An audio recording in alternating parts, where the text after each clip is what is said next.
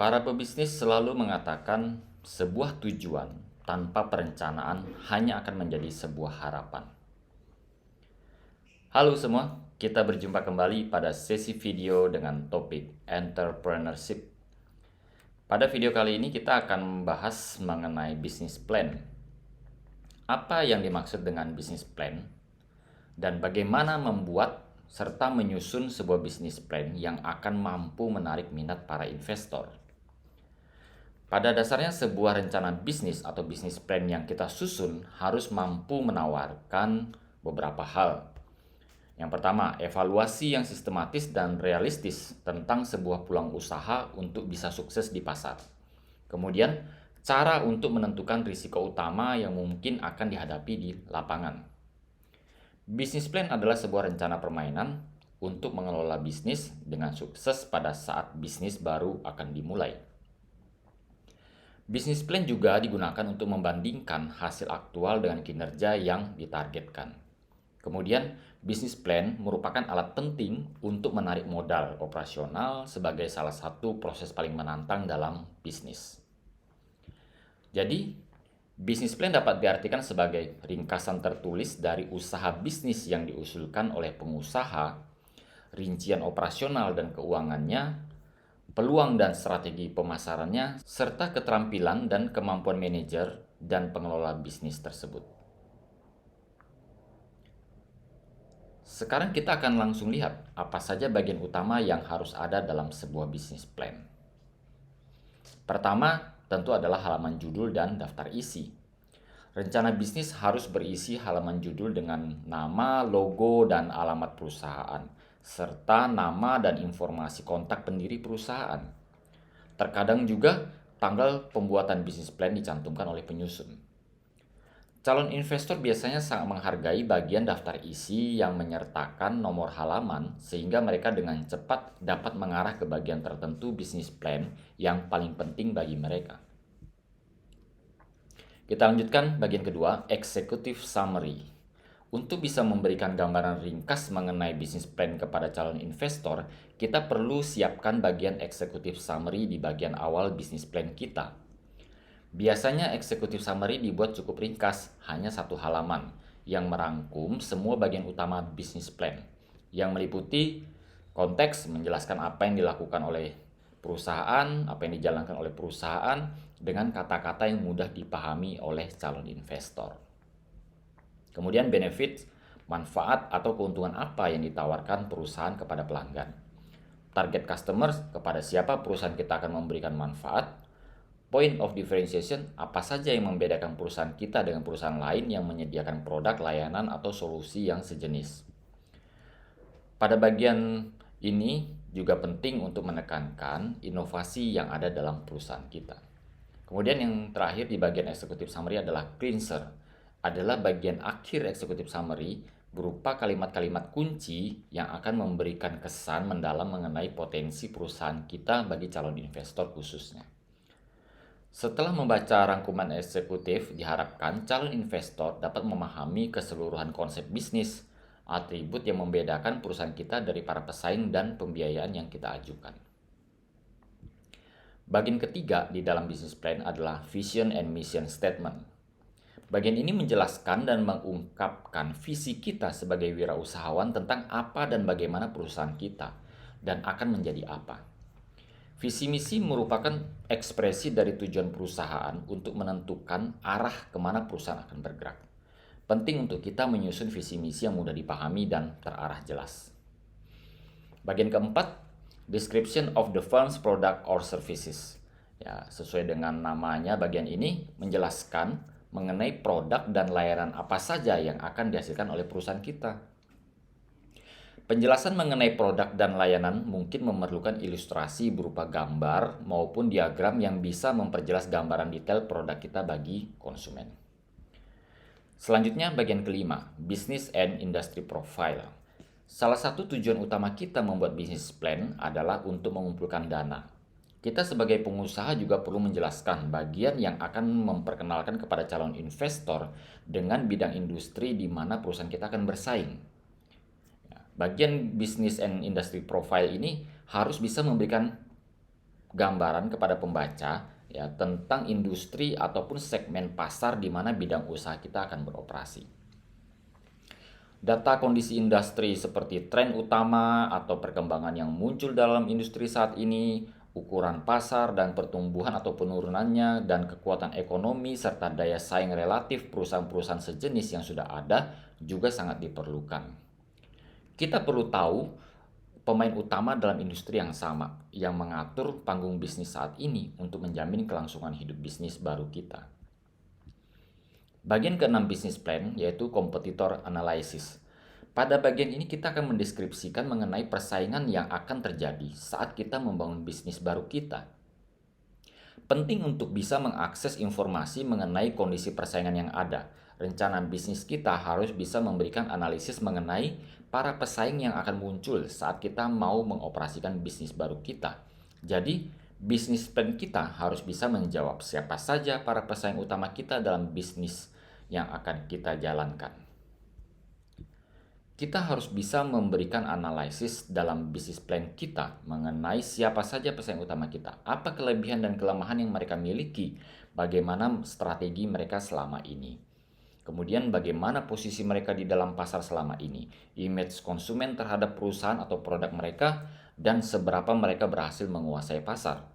Kemudian yang terakhir, apa yang menjadi keunggulan produk kita dibanding para pesaing yang sudah ada tersebut. Bagian ke-7 bisnis plan yaitu market entry dan marketing strategy. Bagian ini menjelaskan bagaimana cara untuk menarik konsumen dengan rencana untuk bisa masuk ke dalam pasar yang sudah ada. Bagaimana perusahaan kita bisa memiliki keunggulan bersaing. Tentu kita juga perlu menjabarkan apa yang menjadi keunikan yang dimiliki oleh perusahaan kita. Kemudian terkait dengan strategi pemasaran atau marketing strategi, kita harus bisa mengidentifikasi dan mendeskripsikan target konsumen yang akan kita capai. Dalam bisnis plan, kita perlu menjelaskan mengenai karakteristik dan kebiasaan customer yang menjadi target kita. Ini adalah menjadi hal yang paling penting untuk perusahaan baru bisa mendeskripsikan konsumen potensial yang akan menjadi konsumen utama perusahaan di masa depan. Langkah ini menjadi bagian penting untuk dipersiapkan di dalam sebuah bisnis plan karena akan berdampak pada model bisnis kita. Untuk bisa membuktikan sebuah pasar itu potensial, maka kita perlu ada 2 langkah utama, yaitu membuktikan bahwa ada ketertarikan konsumen pada produk maupun perusahaan kita. Kemudian yang kedua adalah kita memiliki data bagaimana transaksi yang terjadi pada target pasar kita selama ini untuk produk yang sejenis. Bagian ke-8 bisnis plan yaitu Entrepreneurs and Managers Resumes. Bagian ini adalah salah satu bagian penting dalam sebuah bisnis plan. Kita tahu bahwa satu faktor utama kesuksesan sebuah bisnis adalah bagaimana tata kelola yang ada di dalam perusahaan tersebut. Jadi, investor akan sangat memperhatikan siapa saja yang mengelola perusahaan tersebut. Investor tidak hanya sekedar mencari perusahaan dengan ide-ide yang luar biasa, tetapi investor juga melihat ke dalam perusahaan tersebut siapa saja yang terlibat di dalamnya. Sehingga di dalam bisnis plan kita penting untuk bisa menyediakan resume mengenai profil-profil orang yang terlibat dalam perusahaan kita, termasuk kapabilitas yang dimiliki serta kompetensi apa saja yang dimiliki oleh orang-orang yang terlibat langsung dalam operasional bisnis kita di masa depan. Bagian ke-9, Plan of Operation. Bagian ini menjelaskan bagaimana struktur operasional dari perusahaan, termasuk di dalamnya adalah struktur organisasi posisi-posisi utama yang ada dalam perusahaan dan siapa saja yang bertanggung jawab pada posisi tersebut. Merencanakan sebuah tim yang baik itu mungkin cukup rumit dilakukan, tetapi bagaimana merealisasikan tim tersebut di lapangan itu lebih sulit untuk dilakukan. Sehingga penting perusahaan memiliki perencanaan mengenai struktur organisasi dan operasional yang baik. Tantangan yang sering dihadapi oleh perusahaan-perusahaan baru masih kecil biasanya adalah bagaimana mempertahankan karyawan untuk tetap berada di dalam organisasi tersebut. Salah satunya adalah masalah penghasilan. Perusahaan baru mungkin bisa mensiasati dengan kepemilikan saham sebagai bagian permodalan dari perusahaan untuk bisa memberikan motivasi bagi karyawan untuk tetap bertahan di dalam. Bagian ini juga perlu menjelaskan bagaimana operasional perusahaan secara lebih teknis, termasuk area lahan untuk operasional atau wilayah yang akan digunakan oleh perusahaan, ya, inventory perusahaan, termasuk perencanaan karyawan, kemudian proses akuntansi dan kebijakan-kebijakan lain di dalam perusahaan. Termasuk yang paling penting adalah bagaimana bentuk kepemilikan yang dijalankan di dalam perusahaan kita. Ada beberapa bentuk pemilikan perusahaan yang selama ini umum digunakan. Ada partnership, joint venture, dan sebagainya. Bagian ke-10 dari business plan yaitu pro forma atau projected financial statements. Bagian ini menjelaskan atau memberikan gambaran mengenai kondisi keuangan perusahaan bagi investor kita.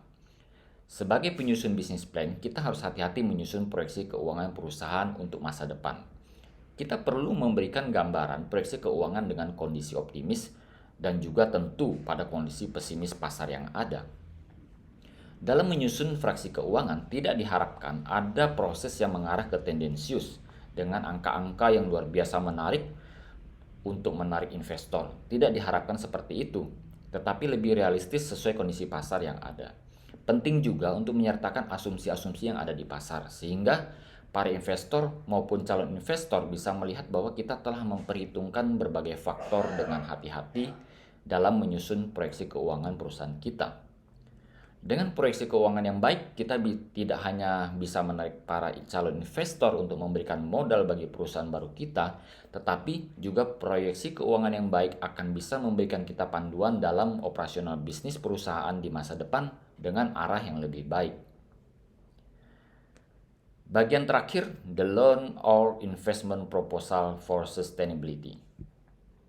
Pada bagian ini kita sebagai penyusun bisnis plan perlu menjelaskan tujuan dari pembiayaan yang akan didapatkan atau kita perlu menjelaskan tujuan dari proses pengumpulan modal yang kita lakukan. Kemudian seberapa besar modal yang kita perlukan dan rencana pembayaran di masa depan jika berupa pinjaman. Kita perlu mencantumkan exit strategi juga saat perusahaan dalam kondisi darurat. Kita perlu menjelaskan dengan detail rencana penggunaan modal kita. Penting bagi investor memiliki gambaran yang detail mengenai kemana dana yang mereka ikut sertakan di perusahaan kita itu akan digunakan. Termasuk juga jadwal pengembalian atau pembayaran dana pinjaman bagi investor. Intinya, di bagian investment proposal ini kita harus bisa memberikan time schedule yang jelas bagaimana penggunaan modal yang kita dapatkan dari investor. Kemudian, satu hal yang penting juga yang harus ada adalah analisis manajemen risiko yang akan dihadapi oleh perusahaan di masa depan untuk menjamin sustainability perusahaan.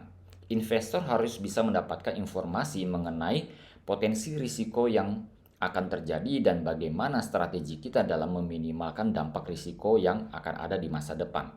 Ini tentu bisa memberikan kepercayaan diri lebih bagi investor dan kita sebagai pengelola untuk menjamin keberlanjutan perusahaan. Sampai di sini kita bisa melihat bahwa struktur bisnis plan yang baik akan bisa memberikan kepercayaan diri bagi investor untuk ikut terlibat dalam permodalan operasional sebuah perusahaan. Dan juga dengan adanya bisnis plan akan memberikan gambaran dan arah yang lebih jelas bagi para pengelola untuk dapat menjalankan operasional perusahaan di masa depan. Terima kasih sudah menyaksikan video ini, semoga bisa bermanfaat bagi kita semua. Sampai jumpa di sesi video berikutnya.